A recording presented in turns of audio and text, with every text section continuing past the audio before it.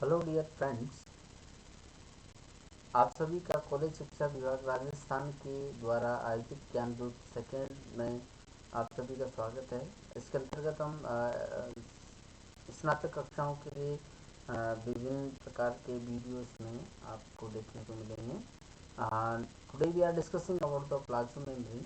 Plasma membrane सबसे एक important topic है साइटोलॉजी का, और ये सभी कोशिकाओं में समान रूप से पाया जाता है, क्योंकि प्लाज्मा मेम्ब्रेन के बिना हम कोशिका की कल्पना नहीं कर सकते।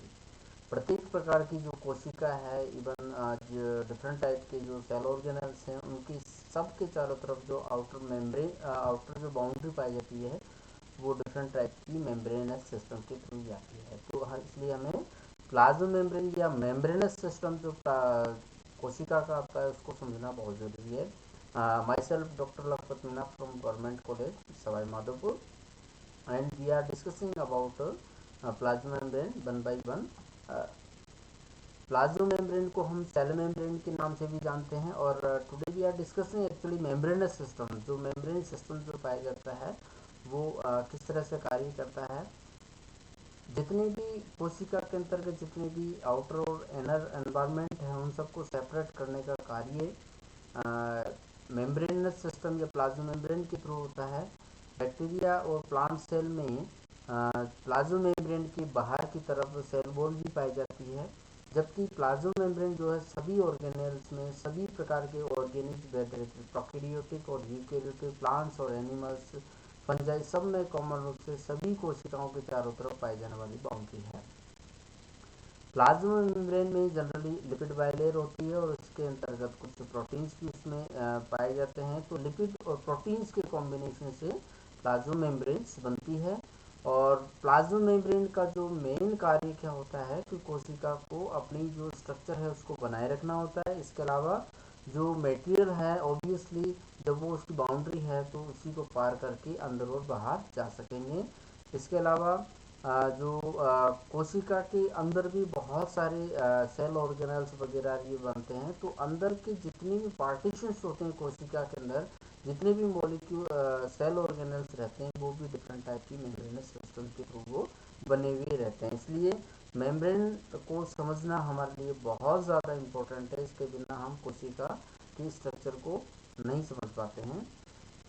प्लाज्मा मेम्ब्रेन को समझने से पहले हम उसके फंक्शंस के बारे में बात करेंगे, जिसमें इसके कंपार्टमेंटलाइजेशन है, प्लेस फॉर बायोकेमिकल एक्टिविटीज़ है, प्रोवाइडिंग द इलेक्ट्रिक परमेबिलिटी है। इसके अलावा they are also transporting solids को वो ट्रांसपोर्ट करती है। इंटरसेलुलर इंटरेक्शन किस तरह से करता है, और बाहरी जो एनवायरनमेंट है उसको वो सिग्नल ट्रांसडक्शन के रूप में किस तरह से कार्य करती है।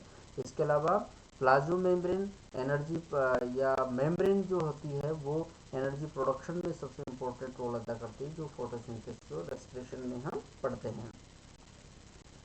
सबसे जो इम्पोर्टेंट कार्य है मेम्ब्रेन का, वो है कि जो मेम्ब्रेन है वो कंटिन्यूस होती है, अनब्रोकन शीट होती है, और ये इसके एक तो कोशिका को अपनी शेप प्रदान करती है, कोशिका को बाहरी आउटर बाउंड्री प्रदान करती है।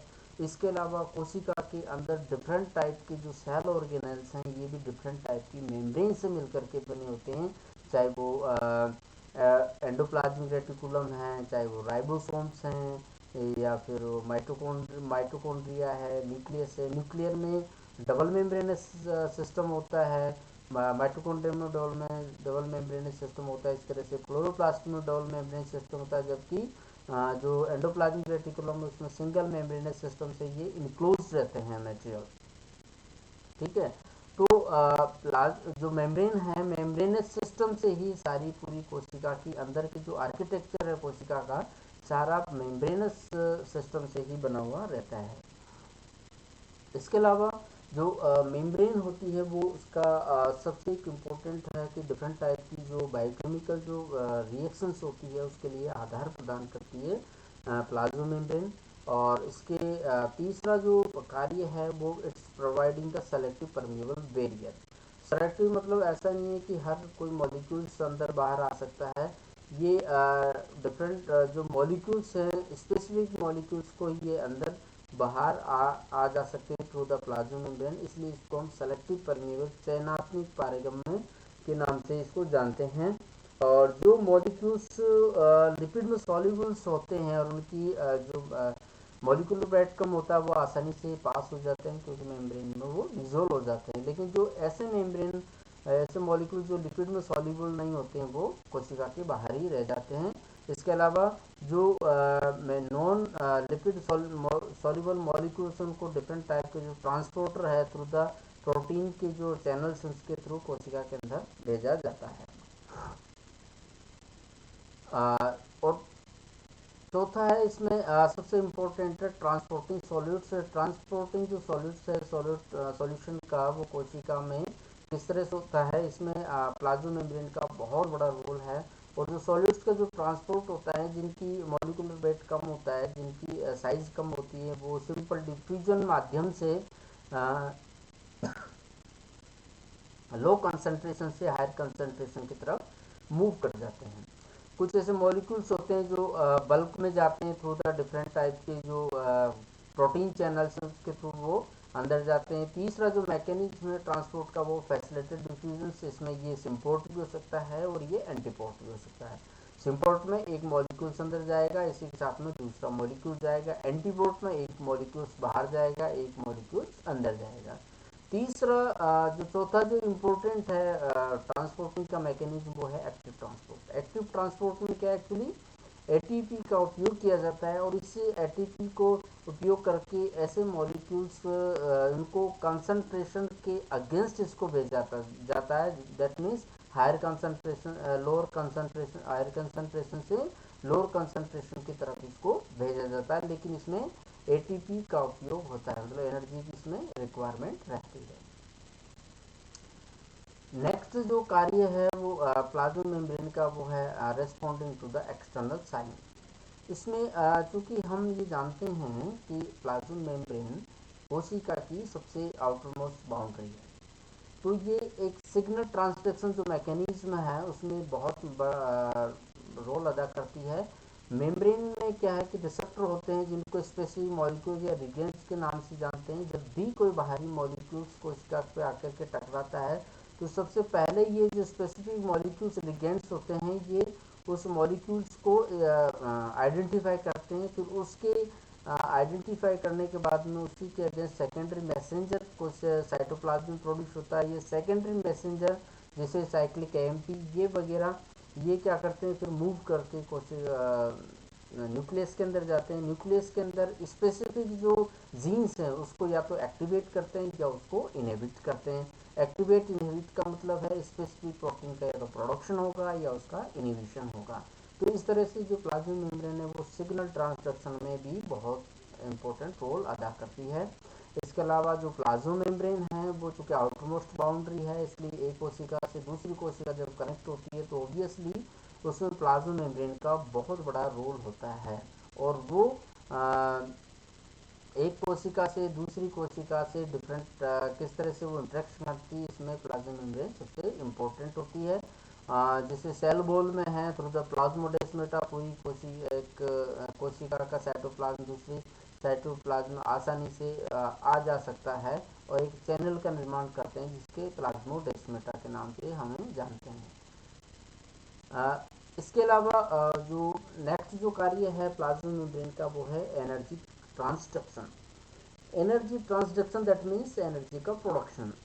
कोशिकीय जो सिस्टम होता है बायोकेमिकल जो बायोलॉजिकल जो सिस्टम होता है उसमें एटीपी का प्रोडक्शन या ATP as a source of energy के रूप में काम होता है। और एटीपी का प्रोडक्शन जो है वो प्रोकैरियोट यूकैरियोट सभी प्रकार की कोशिकाओं में समान रूप से किया जाता है और उसी एटीपी का उपयोग करके डिफरेंट टाइप की बायोकेमिकल एक्टिविटी को अंजाम दिया जाता है।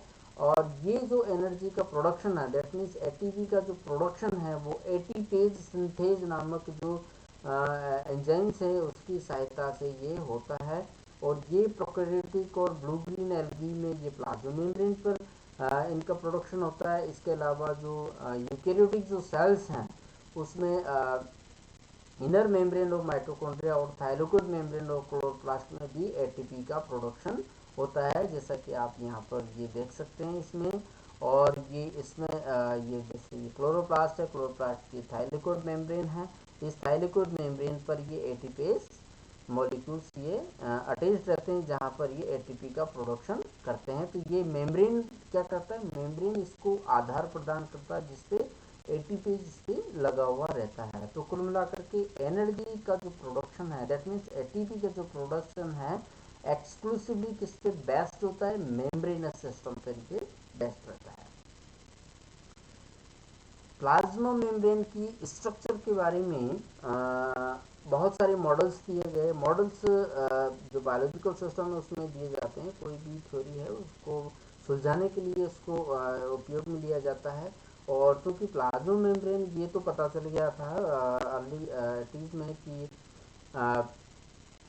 कोशिका की जो आउटर मेम्ब्रेन है वो मेम्ब्रेनस सिस्टम कोई बाउंड्री पाई जाती है और उसका नाम उन्होंने प्लाज्मा मेम्ब्रेन रख दिया। लेकिन अभी उसकी एक्चुअल जो केमिकल स्ट्रक्चर है, बायोलॉजिकल जो स्ट्रक्चर है वो उसमें समझ में नहीं आ रही थी। तो सभी जो मॉडल्स हैं वो दिए जाते हैं और डिफरेंट टाइप की जो प्लाज्मा मेम्ब्रेन जिसे हम मान रहे थे कोशिका के चारों तरफ की, तो डिफरेंट टाइप की जो एस्पेक्ट्स हैं कोशिका के संदर्भ में, सॉल्यूट्स का कोशिका के अंदर बाहर जाना वगैरह, इन सभी अगर क्वेश्चंस का आंसर देने में सक्षम हो वो मॉडल एक्सेप्टेड हो जाता है।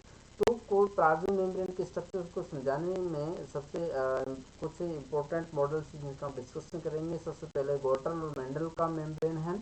दोनों डच फिजियोलॉजिस्ट थे और उन्होंने बताया कि जो प्लाज्मा मेम्ब्रेन है वो लिपिड बाइलेयर की मिलकर के बनी होती है। तो उन्होंने बताया कि लिपिड की दो लेयर्स होती है, आउटर और इनर, और ये दोनों मिलकर के प्लाज्मा मेम्ब्रेन बनाती है। इसके बाद में सेकंड जो इम्पोर्टेंट मॉडल आया वो था डेप्सन और डेनियल का। डेप्सन और डेनियल ने तो उन्होंने क्या बताया कि जो लिपिड मॉलिक्यूल्स हैं उसके दोनों तरफ, ये लिपिड मॉलिक्यूल से दोनों तरफ क्या है, एक पतली सीट होती है प्रोटीन्स की। तो कुल मिलाकर के प्रोटीन लिपिड प्रोटीन का इनका इंटरेक्शन होता है, जिसको सैंडविच मॉडल के नाम से भी हम जानते हैं। इसके बाद में डेप्सन और डेनियल ने 1950 में उनके द्वारा जो दिया गया मॉडल उसको रिवाइज किया था। और उन्होंने ये भी बताया था कि कुछ प्रोटीन्स हैं जो इसको पेनेट्रेशन भी किए हुए रहते हैं, मतलब अंदर की तरफ भी इसमें धसे हुए रहते थे। ये उन्होंने आगे इसमें एडिशन किया डेप्सन और डेनियल ने। और ये बहुत ही क्लोज थे कौन से मॉडल के, फ्लूइड मोजेक मॉडल के। देन उसके बाद में लास्ट में जो मॉडल आया वो था 1972 में द फ्लूइड मोजेक मॉडल, जिसको सिंगर और निकोलसन ने दिया University of California San Diego में। और उन्होंने बताया कि जो प्रोटीन मॉलिक्यूल्स हैं वो लिपिड मॉलिक्यूल्स लिपिड मॉलिक्यूल्स को उन्होंने एक सी की तरह माना और उस पे प्रोटीन मॉलिक्यूल एक आइसबर्ग जो होते हैं, आइसबर्ग मतलब जो बड़े बड़े बर्फ के जो गोले वो तैरते रहते हैं पानी के ऊपर, उस तरह की उन्होंने कल्पना की कि जो लिपिड को तो उन्होंने माना वाटर और उसके ऊपर छोटे छोटे आइस के जो हैं वो इसमें तैरते हुए रहते हैं। इस आधार पर उन्होंने फ्लूइड मोजेक मॉडल दिया। उन्होंने एक्चुअली वही चीज़ें बताई जो डेप्सन और डेनियल ने बताई थी कि दोनों जो प्लाज्मा मेम्ब्रेन है उसमें लिपिड हैं वो भी बाइलेयर, लिपिड बाइलेयर पाया जाता है। लेकिन जो प्रोटीन जो पार्ट था वो उन्होंने आगे उसको एलाबोरेट किया। प्रोटीन पार्ट जो था उसमें क्या है कि प्रोटीन उन्होंने बताया कि प्रोटीन एज ए चैनल के रूप में भी, मतलब दोनों तरफ वो निकला हुआ रहता है। प्रोटीन पेरिफेरल प्रोटीन्स भी उसमें हो सकता है। इसके अलावा सिंगल पास या मल्टी पास प्रोटीन्स भी उसमें हो सकता है। देन उसके बाद में इंटीग्रल प्रोटीन्स उसमें जो चैनल्स के रूप में काम करते थे वो भी उसमें हो सकता है। इसके अलावा फ्लूइड मोजेक मॉडल्स ने ये भी बताया कि इसके अंदर जो कुछ कार्बोहाइड्रेट मॉलिक्यूल्स हैं जो लिपिड मॉलिक्यूल्स से कोवलेंटली अटैच्ड होते हैं वो भी आगे उन्होंने इसका एक्सटेंशन किया। तो इसके अलावा जो एक अनविन और एंडरसन ने भी प्लाज्मा मेम्ब्रेन का मॉडल दिया था लास्ट में। और उन्होंने बताया कि कुछ ट्रांस मेम्ब्रेन सेगमेंट्स भी इसमें पाए जाते हैं प्रोटीन्स के। ट्रांस मेम्ब्रेन प्रोटीन का मतलब होता है एक साइड से दूसरी साइड पर कंप्लीट आना। तो इसके आधार पर एक्चुअली जो फ्लूइड मोजेक मॉडल था, इन्होंने जो प्लाज्मा मेम्ब्रेन की जितनी भी क्वेरीज थी सबको शांत कर दिया और प्लाज्मा मेम्ब्रेन की जितने भी फंक्शंस बताए गए थे उन सबको एक्सप्लेन करने में सक्षम रहा। और इसी कारण से प्लाज्मा मेम्ब्रेन आज तक भी एक्सेप्टेबल है। बाद में इसकी बायोकेमिकल और एनालिसिस किया और बहुत सारे जो इलेक्ट्रॉन माइक्रोस्कोप वगैरह इसमें भी इसको प्रूव किया। तो fluid mosaic model of plasma membrane is accepted, well accepted. सभी जो बायोलॉजिकल मेम्ब्रेन है वो उसमें प्रोटीन एम्बेडेड रहता है। और लेकिन इसमें वन इम्पोर्टेंट चीज़ यह है कि प्लाज्मा मेम्ब्रेन में जो लिपिड और प्रोटीन के जो कंपोनेंट्स हैं, क्वालिटी और क्वांटिटी दोनों डिफरेंट होती है अलग अलग प्रकार के मेम्ब्रेन में। यही इनको अलग प्रकार की आइडेंटिटी प्रदान करती है। जैसे हम जानते हैं कि कोशिका के अंदर भी जो मेम्ब्रेन है वो न्यूक्लियस के बाहर भी पाई जाती है, क्लोरोप्लास्ट के बाहर भी पाई जाती है, कोशिका के बाहर भी मेम्ब्रेन पाई जाती है। लेकिन सबकी क्वालिटी और क्वांटिटी दोनों के फंक्शन अलग अलग होते हैं और उसकी क्वालिटी भी अलग अलग होती है। ये क्यों होता है? क्योंकि इसमें लिपिड जो उनमें पाया जाता है और जो उनमें प्रोटीन पाया जाता है उसकी क्वालिटी और क्वांटिटी दोनों डिफरेंट होती है। Now we are discussing about the different part of the plasma membrane. सबसे पहले fluid part, fluid part of plasma membrane, जिसमें सबसे पहले आता है फ्लूइड पार्ट मतलब लिपिड, लिपिड मॉलिक्यूल्स। और जो लिपिड जो पाई जाती है प्लाज्मा मेम्ब्रेन में उसको हम तीन पार्ट्स में उसको डिवाइड कर सकते हैं। एक तो फास्फोलिपिड्स में, ग्लाइकोलिपिड्स में और स्टेरॉल्स में। फास्फोलिपिड्स ऐसी लिपिड्स होती है जिसमें दो फैटी एसिड्स ग्लिसरॉल से अटैच्ड होते हैं। ग्लिसरॉल कोवेलेंटली अटैच्ड होता है फॉस्फेट से और फॉस्फेट किसी भी पोलर मॉलिक्यूल से जुड़ा हुआ रहता है। ठीक है, जैसे जनरली जो हेड ग्रुप होता है वो कॉलिन होता है, तो उसको हम ग्लिसरॉल बेस्ड है, अगर इसमें कॉलिन है तो इसका नाम हो जाएगा फास्फोटाइडिल कॉलिन। अगर इसमें इनोसिटोल है कॉलिन की जगह तो इसका नाम हो जाएगा फास्फोटाइडिल इनोसिटोल। इसके अलावा जो फास्फोलिपिड्स है, अगर ये स्पिग्नोमाइसिन बेस्ड है, ग्लिसरॉल की जगह इसमें स्पिग्नोमाइसिन बेस्ड है, तो ये जनरली जो स्पिग्नोमाइसिन बेस्ड जो होती है ये एनिमल प्लाज्मा मेम्ब्रेन में पाई जाती है और ये एब्सेंट रहती है प्लांट्स, बैक्टीरिया और प्लास्टिड और माइटोकॉन्ड्रिया में ये स्पिग्नोमाइसिन बेस्ट एब्सेंट होती है। इसके अलावा एक और इम्पोर्टेंट चीज़ है यहाँ पे, ये जो फैटी एसिड्स होते हैं एक जनरली अनसेचुरेटेड रहता है, मतलब डबल बॉन्ड इसमें रहता है ताकि ये इनमें बहुत ज़्यादा क्लबिंग नहीं हो और अपनी स्वयं की एंटिटी बनाए रख सकते हैं। सेकेंड ग्रुप है वो ग्लाइकोलिपिड्स हैं। ग्लाइकोलिपिड्स में क्या होता है कि लिपिड से अगर कार्बोहाइड्रेट जुड़ा हुआ है तो उसको हम ग्लाइकोलिपिड के नाम से जानते हैं। कुछ ग्लाइकोलिपिड्स हैं वो ग्लिसरॉल बेस्ड होती है और कुछ ग्लाइकोलिपिड वो स्पिग्नोमाइसिन बेस्ड होती है। इसमें एग्जाम्पल है, बहुत कॉमन एग्जाम्पल वो है सेरेब्रोसाइड्स और गैंग्लियोसाइड्स जो स्पिग्नोलिपिड्स के उदाहरण हैं। दोनों ग्लाइकोलिपिड्स हैं, ये जनरली ब्रेन और नर्व सेल्स में परमानेंटली पाई जाती है। गैंग्लियोसाइड्स जो होते हैं वो ये सरफेस पर प्लाज्मा मेम्ब्रेन सरफेस पर पाए जाते हैं और जो एबी ग्रुप है उसमें एंटीजन के रूप में भी काम करते हैं। ये देखिएगा इसमें फैटी एसिड्स है, ये स्पिग्नोमाइसिन है और ये गैलेक्टोज जिससे जुड़ा हुआ है, तो इसको ग्लाइकोलिपिड्स के नाम से जानते हैं। तीसरा ग्रुप है वो है स्टेरॉल्स। फॉस्फोलिपिड और ग्लाइकोलिपिड्स के अलावा तीसरा ग्रुप जो लिपिड्स का पाया जाता है जो सभी यूकेरियोटिक सेल्स में सिग्निफिकेंट अमाउंट पाया जाता है वो स्टेरॉल का होता है। एनिमल्स में इसको कोलेस्ट्रॉल कहते हैं और प्लांट सेल्स उसमें कोलेस्ट्रॉल भी पाया जाता है, उसके साथ में लार्ज अमाउंट फाइटोस्टेरॉल पाया जाता है। जबकि प्रोकैरियोट्स और प्लाज्मा मेम्ब्रेन और माइटोकॉन्ड्रिया और क्लोरोप्लास्ट में स्टेरॉल के जैसे मॉलिक्यूल्स पाए जाते हैं जिसको हम होपनोइड्स के नाम से जानते हैं और ये स्ट्रक्चर है इसकी स्टेरॉल की। Then we are discussing about the second part of the membrane that is known as mosaic part of single Nicholson model और ये है प्रोटीन। प्रोटीन जो प्लाज्मा मेम्ब्रेन में एसोसिएटेड रहता है और इसमें डिफरेंट इसकी कैटेगरी होती है। डिफरेंट टाइप के प्रोटीन्स, उनकी जो जहाँ पर जो स्थिति है उसके आधार पर हम उनको पेरिफेरल प्रोटीन्स के नाम से जान सकते हैं। 3 ग्रुप में हम उनको डिवाइड करते हैं, पेरिफेरल प्रोटीन, इंटीग्रल प्रोटीन और लिपिड एंकर्ड प्रोटीन। 3 ग्रुप में हम डिवाइड करते हैं। पेरिफेरल प्रोटीन मतलब एक तरफ ये लगा हुआ, तो ये एक साइड पे ये जुड़ा रह सकता है, ये साइटोप्लाज्मिक साइड भी हो सकता है, और ये एक्स्ट्रा दूसरी साइड एक्स्ट्रा जो एक्स्ट्रा सेल वॉल साइड भी ये हो सकता है। जो पेरिफेरल प्रोटीन होते हैं वो एक्चुअली ये नॉन कोवेलेंटली मतलब बहुत लूजली उससे अटैच होते हैं, थ्रू द आयनिक बॉन्ड और हाइड्रोजन बॉन्ड से ये जुड़े हुए रहते हैं, और इनको हम हाई सॉल्ट कंसंट्रेशन के द्वारा आसानी से प्लाज्मा मेम्ब्रेन को सेपरेट कर सकते हैं। इनमें बहुत से एग्जाम्पल हैं, जैसे स्पेक्ट्रिन और एकाइरिन जो आरबीसी में पाया जाता है, माइक्रोट्यूब्यूल्स, एक्टिन माइक्रोफिलामेंट्स जो माइक्रोट्यूब्यूल्स में पाए जाते हैं। सेकंड जो कैटेगरी है प्रोटीन की जो प्लाज्मा मेम्ब्रेन में पाए जाते हैं वो है इंटीग्रल प्रोटीन। कुछ इंटीग्रल प्रोटीन एक साइड में रहते हैं जिनको हम इंटीग्रल मोनोटॉपिक प्रोटीन के नाम से जानते हैं, मतलब ये कोवलेंटली अटैच्ड होते हैं इंटीग्रल प्रोटीन किससे, लिपिड मॉलिक्यूल्स के साथ में, और उनको आसानी से हम सेपरेट नहीं कर सकते। इसके अलावा जो इंटीग्रल प्रोटीन्स होते हैं या तो ये सिंगल पास प्रोटीन्स भी हो सकते हैं या मल्टी पास प्रोटीन्स भी हो सकते हैं।